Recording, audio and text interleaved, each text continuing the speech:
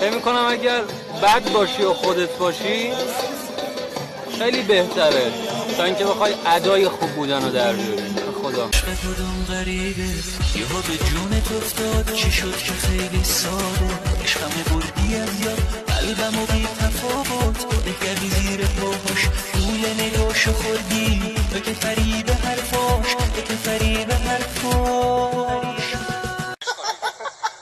کنتور که نداره اصلا بالو نمک بده ما عجیله الان مثل داره میاره اون بدبخت آقا داریم آزار میدیم علیرضا آیا افشار پدرشون مزرعه دارن خیار شور میکنن مستقیم